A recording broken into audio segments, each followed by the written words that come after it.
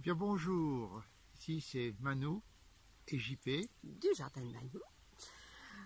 Un beau soleil ce matin, un ciel bleu encore en Normandie. Toujours vive le pays d'Auge, vive la Normandie. On va faire bisquer certains. Enfin, vive toutes les régions de France. Bien, alors JP, qu'est-ce que tu nous racontes ce matin?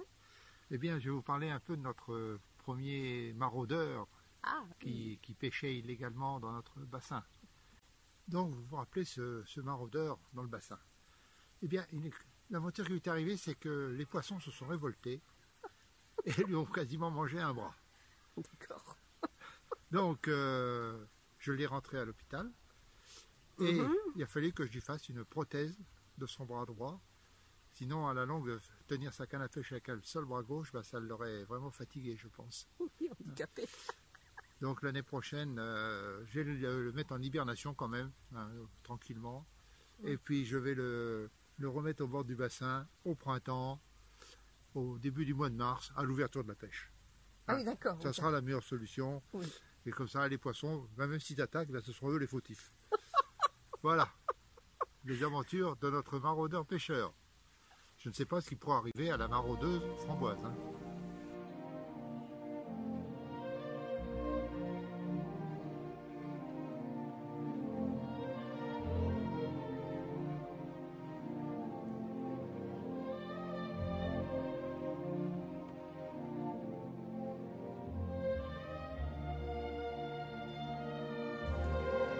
Bon, ma chérie, moi je t'ai raconté mes aventures de maraudeur, hôpital, hibernation, et j'attends avec impatience l'ouverture de la pêche maintenant. Oui, on va attendre un peu quand même. Et toi, qu'as-tu à nous raconter? Ah oui, aujourd'hui je vais vous parler de ce qu'on doit encore faire dans le jardin. Ça peut aider, ton frère, ça peut aider ton frère, entre autres. Alors on va parler de la taille des rosiers. Regardez. On va commencer par la taille des rosiers grimpants. Donc, en principe, on a deux tailles ou une seule taille à faire. La taille actuelle d'automne et la taille de printemps, la fin de l'hiver.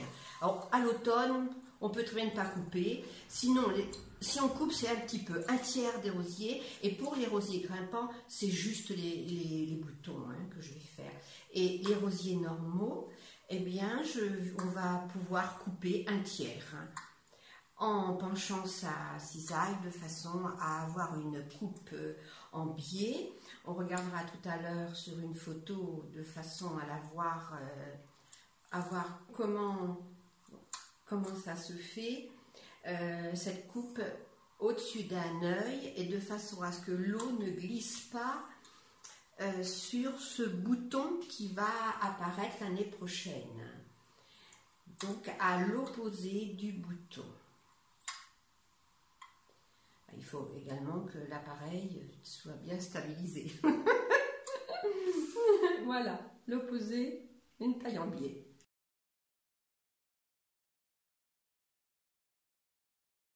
Et maintenant au potager, alors pour tout bon jardinier, il est important de faire du compost. Alors le compost, vous trouvez un coin à l'ombre, vous y mettez des feuilles, de l'herbe, tout ce que vos déchets, la litière des poulettes par exemple aussi. Vous laissez ça tout l'hiver et puis au printemps vous allez pouvoir prendre un bon compost. Et moi je m'en suis servi, enfin d'abord je fais dans ma petite serre où je fais des tomates régulièrement, même si j'en fais à l'extérieur. Eh bien, on a mis de l'herbe et des feuilles. Et ensuite, je vais mettre par-dessus cette bonne terre que j'ai récupérée là-bas au fond, qui est une terre qui a longtemps macéré. Donc, je vais mettre une couche par-dessus et ça va être impeccable. Je vais arroser régulièrement quand même, une fois toutes les semaines, tous les 15 jours, mettons, de façon à ce que les vers de terre puissent faire leur travail. Bien, donc on a vu tout ce que tu fais en amont, mais en aval, il y a des produits. Oui, alors donc jusqu'ici, je vous ai parlé pas mal de choses, mais aujourd'hui, eh bien, on va regarder les pâtes de fruits. Les pâtes de fruits qui sont en coffret, mais également en petits mini ballotins de 2 pour la table de Noël. Ça c'est sympa, hein, présenter devant l'assiette pour chaque invité. Tout à fait. Et c'est avec les fruits du jardin, c'est vraiment... Ça peut remplacer avantageusement un chocolat. Ah oui, voilà. Un petit gâteau, quand on fait le compte. Hein. Voilà, donc vous retrouverez tout ça sur le site de chezmanou.fr. Alors on vous dit à dans 2 jours. Hein, donc, dans 2 jours, voilà. Passez un bon week-end. Et profitez bien de ce début de déconfinement. Bonne journée, au revoir.